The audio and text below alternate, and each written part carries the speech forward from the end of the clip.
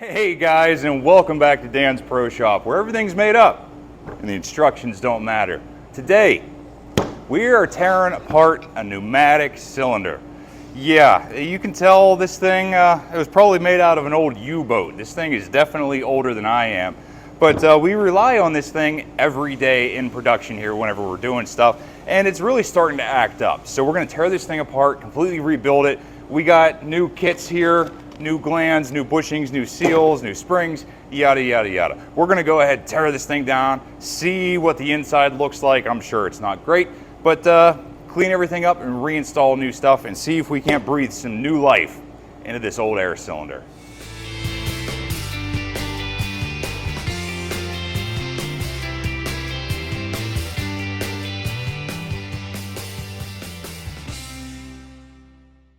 Right out of the gate here, guys, I need to apologize. Turns out my mic wasn't working for most of this video, so you're gonna have to deal with some crappy audio. My bad, but let's get into it. Well, first things first, we gotta understand what we're working with here. This is a single acting cylinder, meaning it's only pressurized from one side of the piston. So air pushes it down and its spring returns. So we need to go about this safely and disassemble this side of the cylinder to relieve most of that spring tension. So whenever we take this thing apart, it doesn't just explode on us, because this is basically like a strut in your car here. This thing is under spring tension. Like if you guys have ever dealt with maxi cylinders on a truck, very similar. Obviously not the same potential for devastation, but still, this thing is under spring tension. You see here, this is what's inside of here, pushing this piston up. So we're gonna disassemble this as best we can to minimize that potential for the spring exploding. So we'll go ahead and start tearing this thing apart. And if you see here, this part is all connected. One end of the rod has the tooling here, the part that actually does the work. And this end, you can just adjust the stroke. So we'll just take this end off, grab this end of the rod, and start tearing everything down.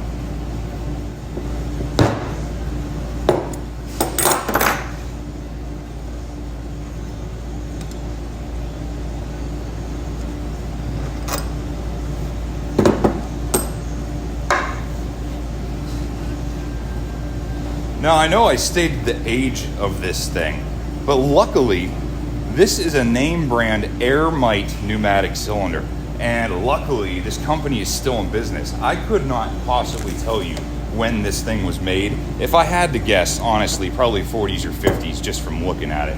But they are still in business and they still supply service kits for these things. So thank God, with a little bit of Googling, a phone call into their service department, we got an actual repair kit for this cylinder. So we're gonna tear this thing down and just rebuild it and breathe some new life into this air cylinder. So you wanna try to do this systematically and do it gently, kind of like you're putting a wheel on your car. So we wanna do this alternating to minimize our risk of that spring coming apart.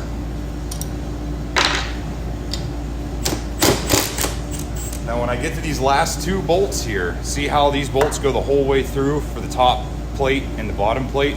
I'm gonna do these alternating so I can judge what kind of tension that spring is under.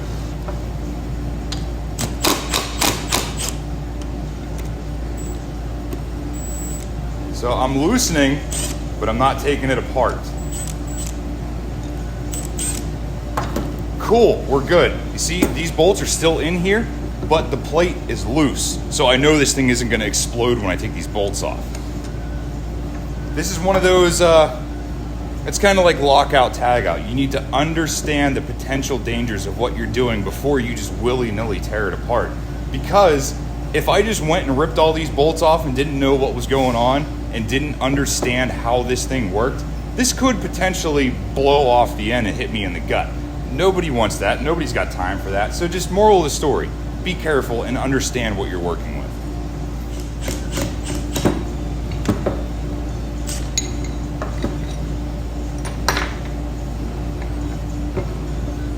So you guys can see here, man, look at all this gunk from 30, 40 years of service life and just dirty shop air over the years, and just the the seals on the piston and everything just coming apart, grease, everything. We're gonna clean this up really good. Like there's a new brass bushing in here in the service kit. There's everything. We're just gonna replace all of it. We can go ahead and take the barrel off of the piston. And man, look at this thing. This is similar to the sleeve of like a cylinder in a car. I mean, most engines aren't sleeved anymore because things aren't manufactured to be fixed. But a lot of diesel engines are sleeved. So you can take this out of the engine and replace it so the piston has a good new compression surface area. This is very similar. So this is the piston inside of a pneumatic cylinder. It would do the exact same thing as you would have an internal combustion engine. This seals pressure from one side or the other and allows the action for this to reciprocate. So you can see the seal here on the piston, it's just completely whooped. This thing obviously needs replaced, so that's what we're gonna do. So now that we have this thing pretty well disassembled, the next step is we need to remove this nut from the top so we can pull the piston out of the top plate. So it seems like this thing is really on here. I'm gonna go ahead and find some regular hex nuts and jam nut down here so I have something to hold on to so I can crank that off. So this happens to be a 3/8/16. And I tell you, you guys do this enough, you can just look at a bolt or a fastener and kind of know what it is. This just comes from doing it. We're gonna jam nut these so they don't want to spin against each other. Now I have something to hold on to resist the rotation of this shaft whenever I take this top nut off.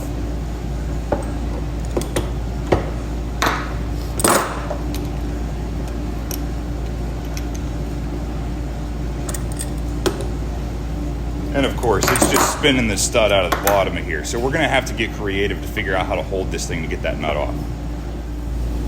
So I'm over here at the milling machine. I just used the machine vise here and a couple blocks of wood to really clamp down on that rod without damaging it. We're gonna try to shock this a little bit to try to coax this thing to come off.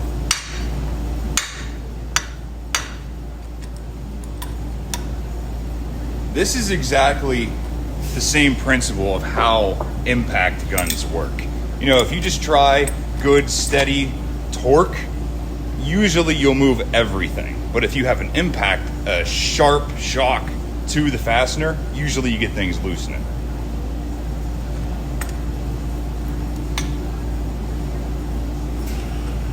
Now guys, we have another situation. You see here,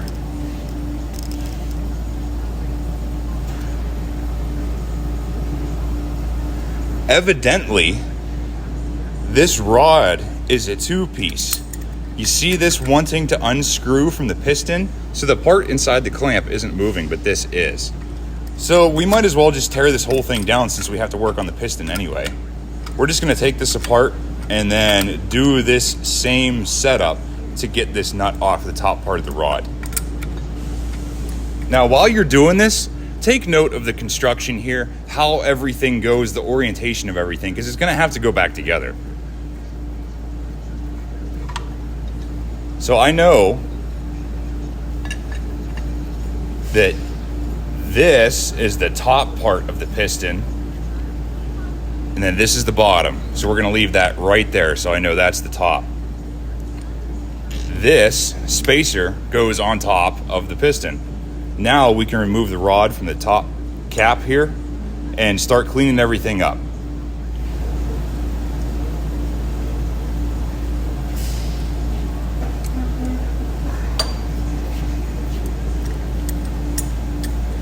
I'll try again. Boy howdy, this thing's really on here.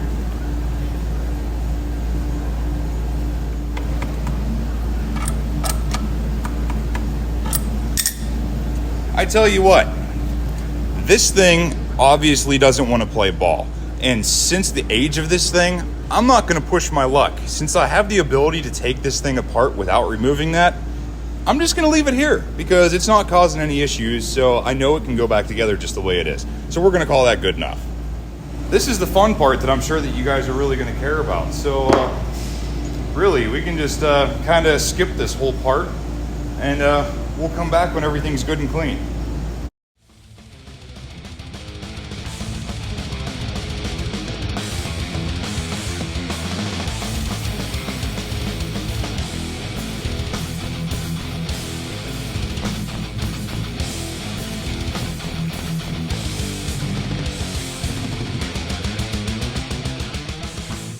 So now that I got the parts and myself cleaned up here a little bit, I found while I was over there cleaning up, we got a busted brass bushing here for the rod.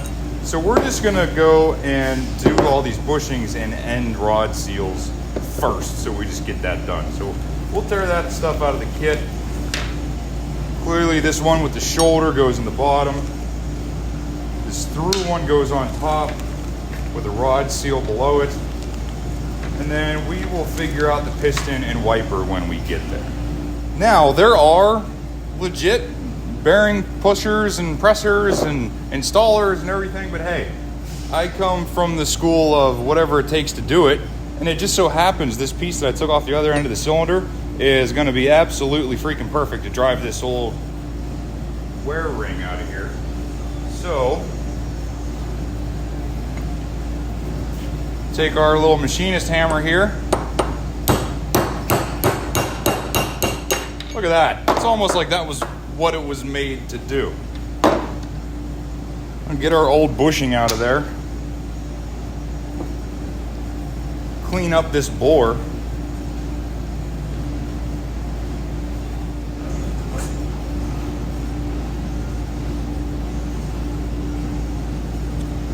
Nice. All right. Now this stuff right here, just a wee little bit of mineral oil, you know, help the medicine go down. Nothing likes being shoved in dry. So go ahead and start it best you can with your fingers.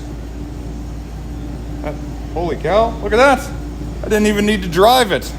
So either that thing is just clearanced so well, or the parent bore is just so blowed out. But yeah, you take that for whatever you'd like, but go ahead and give it a tap anyway, make sure she's home all the way. Yeah, I'll call that good.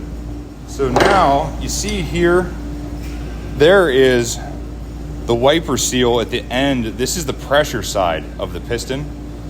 So there's a wear bushing there, and then the seal underneath it. We're just gonna press everything out from the top.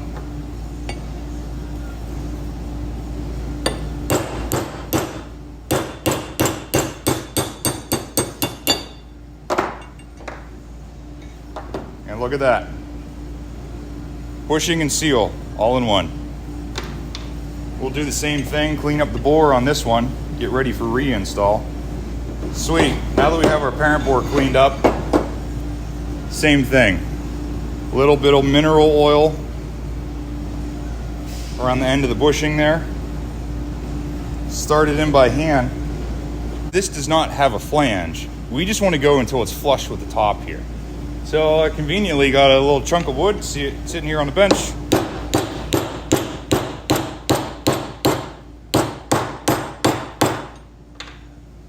And voila, brand new wear ring.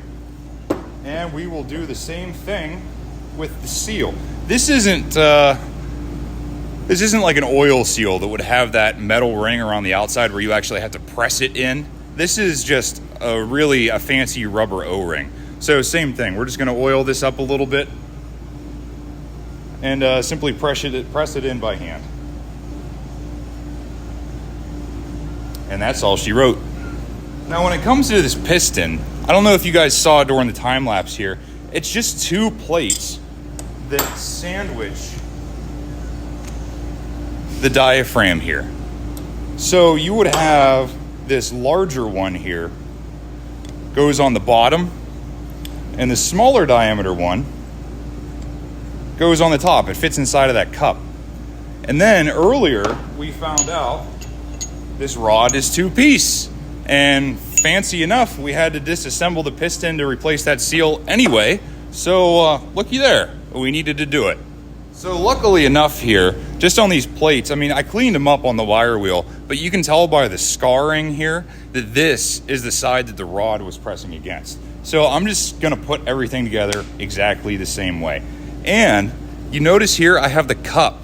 It's gonna be facing up. This is towards the pressure. So the air comes in from this side and it will want to expand this cup against the walls of the cylinder.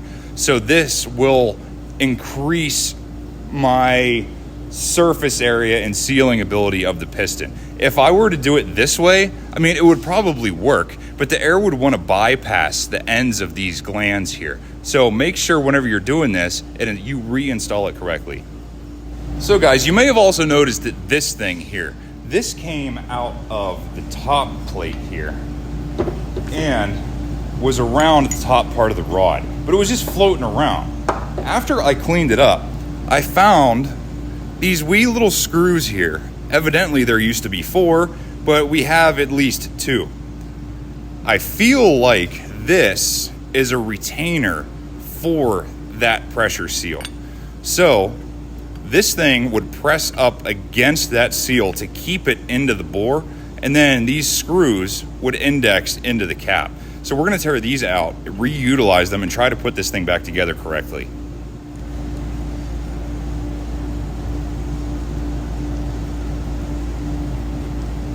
So we'll take our favorite pocket screwdriver here, get these wee little flathead screws.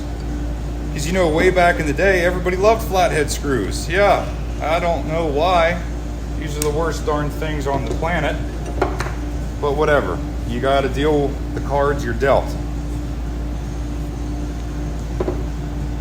So,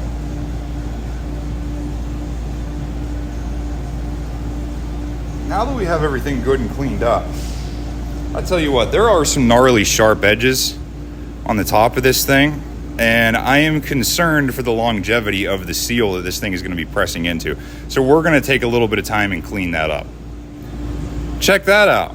We take our aptly named deburring tool and we deburred it.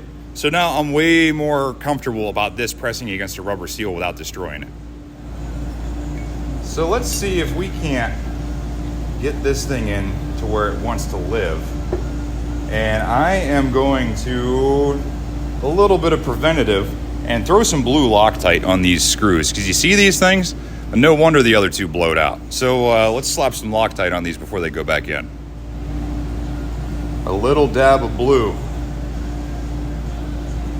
Trust me, you don't want to use the red stuff.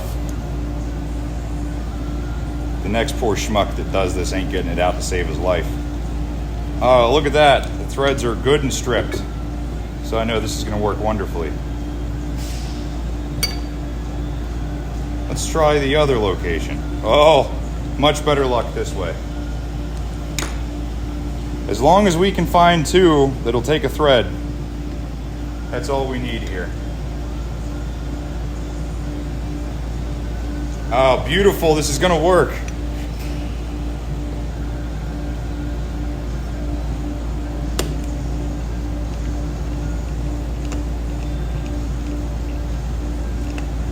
All right. I tell you what, I'm not super stoked, but at least this thing is retained now and it's not just slapping around on top of the piston. So now we can go ahead, reinsert the top part of the rod through this cap and then start assembling the piston. So we'll take our top part here, same thing, a little bit of oil, just to help everything go together.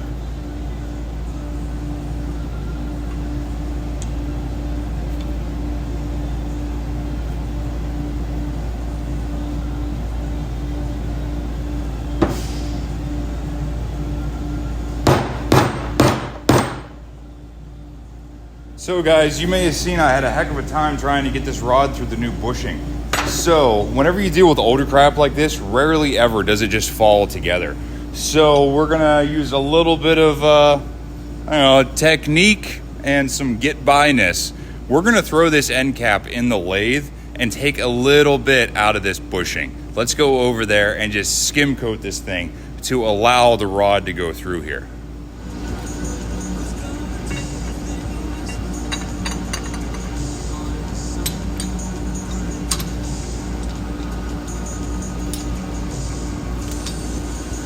So we're gonna spin this thing super slow and then use the heel of this left-handed cutter to get in there and take just a wee little bite.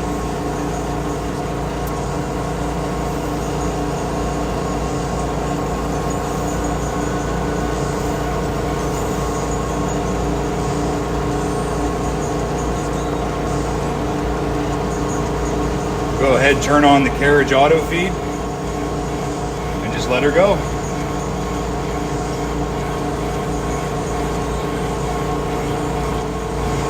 And I'm telling you guys, this is nothing. This is maybe 2 thou of a cut. Like, it's just enough to hear it. There you go. I stopped hearing the noise, so I know it's all the way through the bushing. We'll take it out and test fit our rod before we remove everything. Oh, look at that, ladies. That's perfect. And look who showed up. We have a cameo guest appearance. Our lead engineer, Landon. Say hi, Landon. Hello, everyone. Now we're back here at the bench. Clean up our seal again. Re-lube it. And simply reinstall, and we'll just do in reverse everything we did before. So now that we got the top plate all finished off with this rod and the bushing that actually fits now, we're going to go ahead and do that exact same thing to the bottom plate, because this bushing has the same scenario. It fits, but that friction is a little much. So same exact thing. We're going to toss it in the lathe and just take a little skim coat off the ID of this.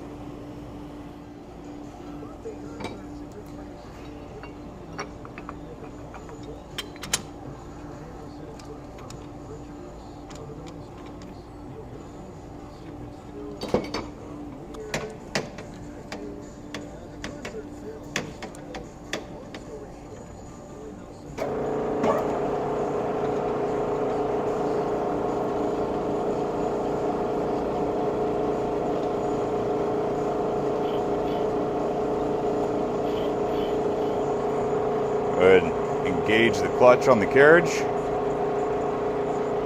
Just let her do her thing.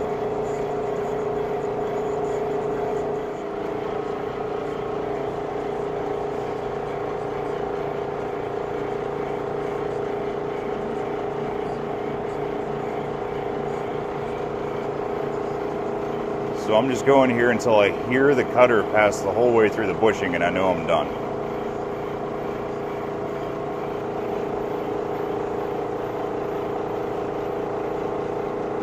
And there we are, right there. Release the clutch, take the carriage back out, we'll check the fitment. Looky there. I tell you what, this isn't perfect, but this is significantly better than those busted bushings that we took out. So I'm going to call this good enough for a repair on a cylinder of this age. Sweet. Now that we have our newly modified bushings, we can actually go ahead with the reinstallment and reassembly of the whole thing. So we'll go ahead and re-lubricate to make sure that everybody's happy with that seal in there. Reinstall the top part of this rod. Now we can put our piston back onto the rod here. So you see we have the top plate, the diaphragm, and the bottom plate. And like I mentioned before, make sure you take note of the orientation of this and make sure that the cup seal is facing up so this captures the pressure.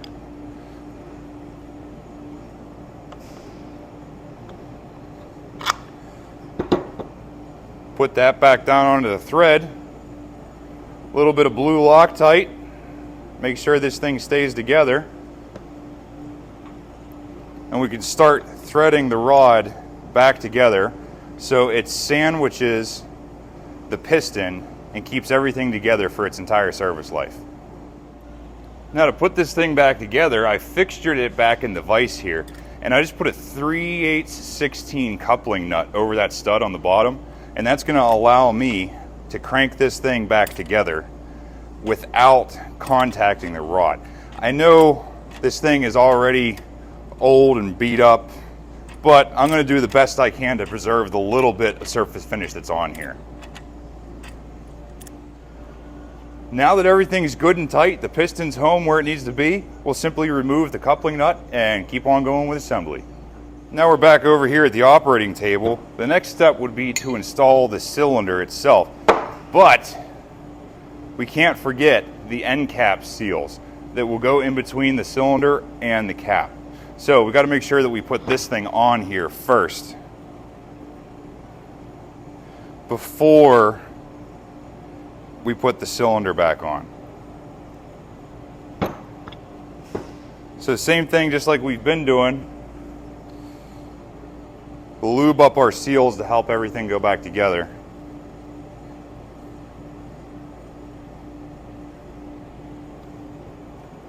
Make sure that we have the orientation correct here.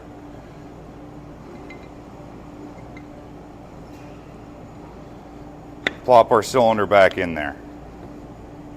Now we can go ahead, and if you guys saw in the kit earlier, it came with a new spring. However, evidently somebody has been into this cylinder before and replaced it with this one. So I have no clue if this is the factory spring that originally came with this thing, I don't know, a gazillion years ago, but it worked before, so I'm gonna go ahead and reinstall the old spring and just throw this one on the shelf.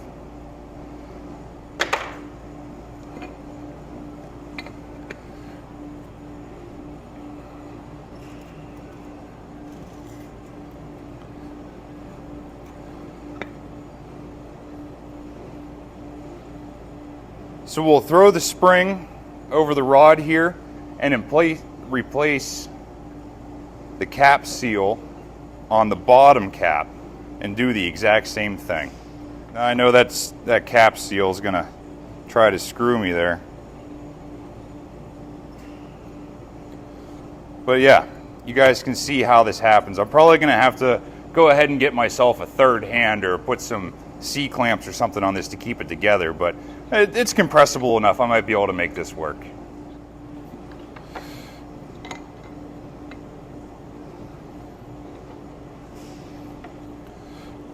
Hey, looky there. Irwin Quick Grips to the rescue. These are going to work great. Help me hold this thing together while we're reinstalling the hardware.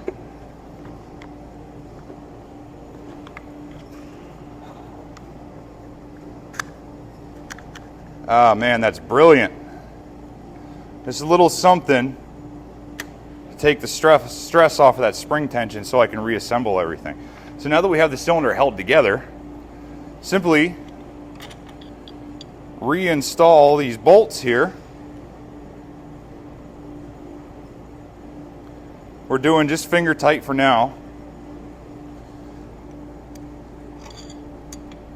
As soon as I get two of these in here, we'll go ahead and tighten them a little bit.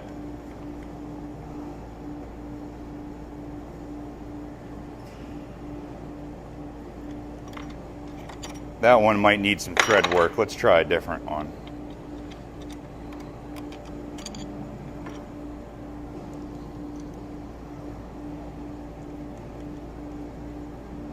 Huh, evidently it's the nut, not the bolt.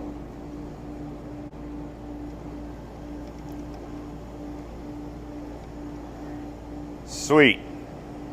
So we got two of them in there good and snug. Now we can remove our clamps and install the rest of them.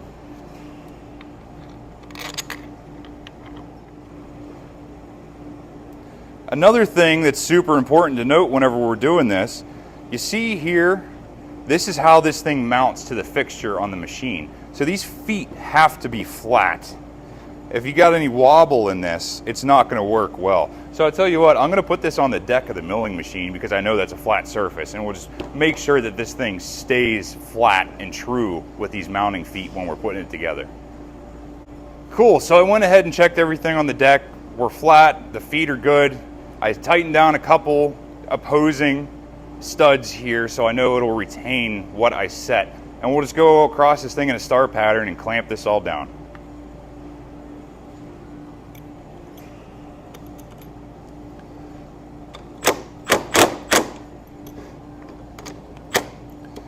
So we're using a very specific torque here.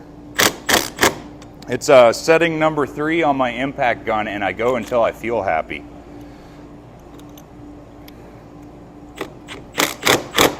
Yep, that's torqued.